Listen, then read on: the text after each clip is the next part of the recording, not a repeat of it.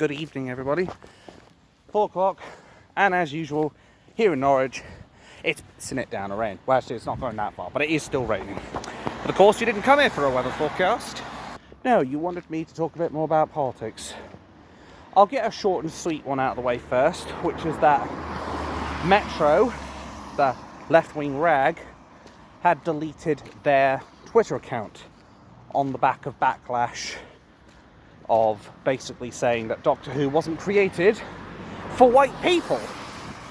Even though, and I've only watched, like, is it series 3 and 4, possibly 5 of Doctor Who? But I have at least watched enough of it to know there was someone else. Is it Lewis Capaldi? I know it's someone Capaldi, but can't remember the first name. But he was way on the back. Long before I was born, actually. Last time I checked, back in the 20th century, our population, our demographic, was mostly white people. There wasn't as significant a BAME, diversity, ethnics, inclusion, all that bollocks, that there is today. In fact, if you do your research on it, Doctor Who was actually created for the children more than anything.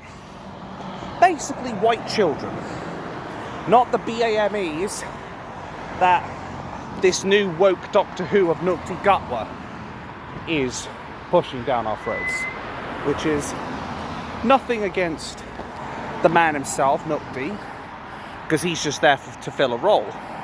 But I do have beef with the DEI morons who are pushing him and basically pushing this nonsense of, well, it wasn't created for white people.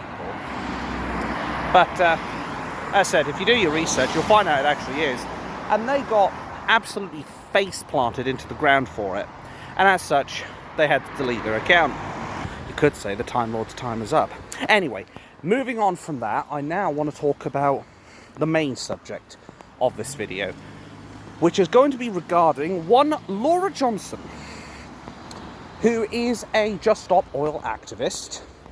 And anybody who has followed Just Stop Oil back when they were in Britain and what have you, they're basically an Extinction Rebellion group who pride themselves on committing criminal damage, blocking the roads illegally, and being a public nuisance, aka domestic terrorism. And I have some bad news about that, because this one person, Lora Johnson, was actually cleared of criminal damage charges by a jury. Yes, isn't it funny how people like her, who are dead to rights, committing criminal damage, they get a jury, which I'm gobsmacked they even found her not guilty, while somebody like Tommy Robinson, who has committed no crimes, for example, back in Leeds, when everything he stated about the Muslim grooming gang in Leeds, all the information was in the public domain, and he was not breaking any laws at all, they arrested him for breach of peace, which nobody complained about, number one. And number two, they then changed it to contempt of court, which, if he's been put into Crown Court, you have a right to a jury. He never got one. But of course the mainstream media won't tell you this, because, say it with me folks, it doesn't suit the narrative. Why is it people like her are allowed a jury, but when Tommy Robinson is being brought in to the Old Bailey, the highest court in the fucking country, no jury? Why is that? Is it because they know the jury would find him not guilty? Who knows? But one thing I can say is that Lora even admitted that she committed these crimes. She has effectively said it as she left court, and it's not often I usually side with the police on this one, but you know what? The old saying is that even a broken clock has to be right twice a day, and this is one of them. And I would highly encourage the police of New Scotland Yard to take this cow to court for a civil case and basically get her to pay damages that way. Now let me be absolutely clear.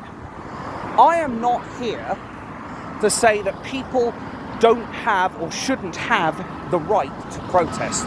What I am saying, however, is that it's no longer a protest when you are actively committing criminal damage.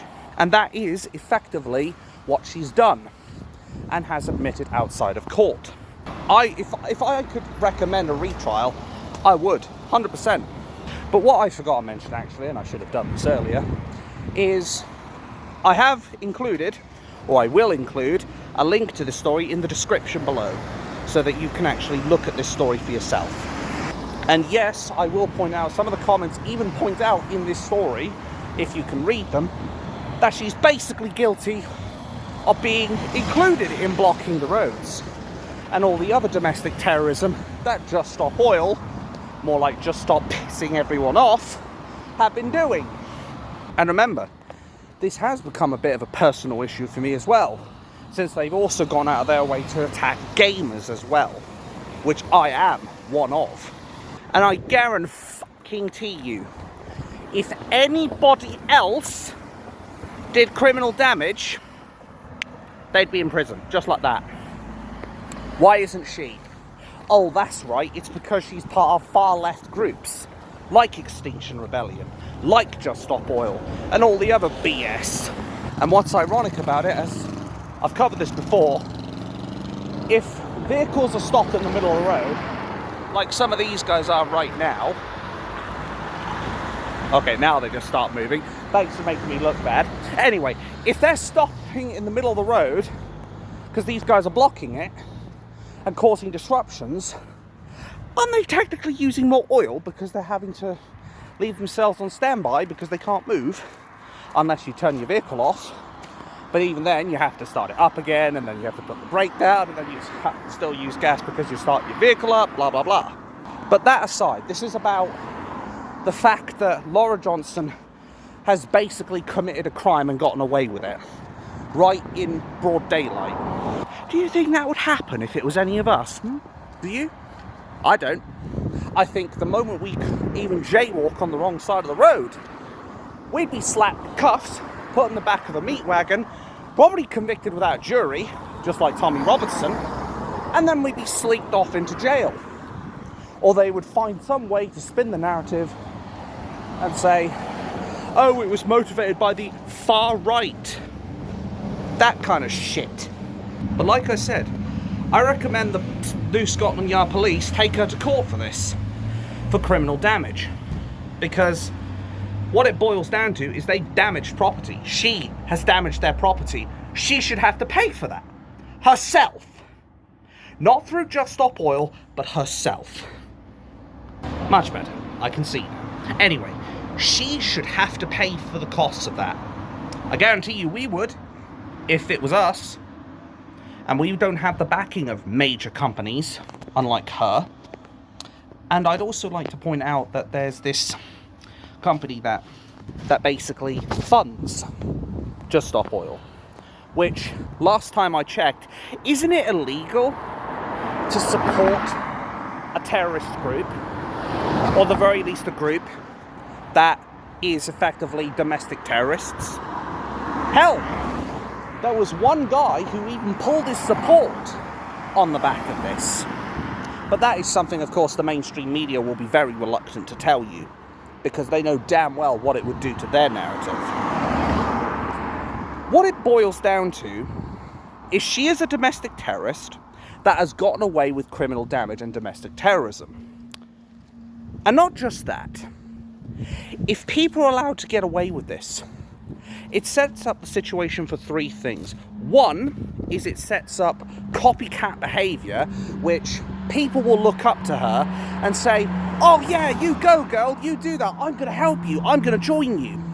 And you're basically encouraging other people to commit criminal activities, which in and of itself is illegal. Yes, you can see where this is going. I can also see where I'm going, because that's the bus.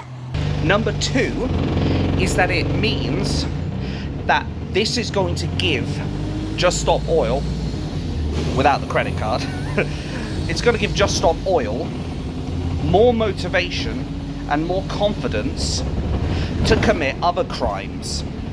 So they've gotten away with criminal damage. What's stopping them from going on to higher crimes? Like, I don't know, shoplifting, or burglary, or robbery, or kidnapping, or murder. That's number 2, and that should scare you. That should really scare you, because they can get away with that kind of shit. And yet, obviously, if it was us, we wouldn't, understandably. But the point is, they shouldn't be allowed to get away with anything. They shouldn't even be allowed to get away with jaywalking, let alone get away with criminal damage. And 3 is it means that ordinary people who are just trying to live out their lives, who might see stories like this, where Just Stop Oil are getting away with this kind of stuff, are going to get quite rightly pissed off. They're going to get quite angry at the fact that we are basically seeing 2-tier policing and now a 2-tier justice system, where people like Lora Johnson, who are committing these acts of domestic terrorism, who are doing these acts of criminal damage, they're allowed to get away scot-free, and yet people like us are getting falsely arrested for breach of the peace and are being sent to jail for a crime that they effectively did not commit. Again, that should scare you, because it sets up that precedent where the ordinary people are going to get quite rightly angry, where they are being persecuted on one side of the justice system, while criminals are getting away on the other side of the justice system. We can't have this. We can't have a situation where one or the other are getting away with hither or whether. The system should be balanced, but we're not seeing that right now. The way I look at things is things have to change. We can't keep living this 2-tier policing and justice system. If they want a revolution, they're going the right way about it. I'm not going to advocate for it or condone it by any stretch of the imagination. But they're going to piss enough people off eventually that there are going to be people that aren't as civil, that aren't as peaceful, and don't have their temper under control, that are going to have had enough. And then when that does happen, this will be on the justice system and the police, not the ordinary people, because they are effectively provoking the lion. They are poking the proverbial lion just like poking the Russian bear with a stick, and they're going to be surprised when we react. They're going to be surprised when people decide they've had enough and they start doing things, again, I will not condone, but I will completely understand why they do it. Because we, the British people, are not going to stand by for this. We're not going to stand by while innocent people get persecuted while the criminals get away scot-free. I guarantee that. Something's going to change. Something's got to give. And when it does, they can't blame us for it. Thank you. Oh, out of the lovely shelter and into the bloody rain again. Anyway, the point I'm trying to make is, if they keep going down this route with this 2-tier justice system and police system, people will revolt. They will have had enough. They will maybe go for a violent revolution. And as I said twice, and will say a third time, to reiterate the point, I am not going to condone that. I will condemn it every single time. But I completely understand why they would do it. 100%. Because at the end of the day, patience will only get you so far. And these people are being driven to despair. They're being driven to a cliff edge. And if you drive into the edge, even a cornered rat has fangs. And believe me, they will show its fangs. And these wolves, these lions, they'll show theirs. And they'll go straight for your throat. Mark my words on that shit. They will go straight for it, and they won't even think twice about it. As I said regarding Just Stop Oil protests, the police need to do their fucking job, bluntly speaking, or we're going to do it for them. We need to be there. Since the police have chosen a side, we need to move in and take out the trash, metaphorically speaking. We need to remove these people from the roads or tackle them if they're committing criminal damage. If they are going out of their way to commit criminal damage, tackle them to the ground and restrain them until the police can arrive and arrest them. I know some people will probably say in the comments, but then they'll arrest us. Well, at the end of the day, it wouldn't come down to that if they did their job and they actually did robust policing.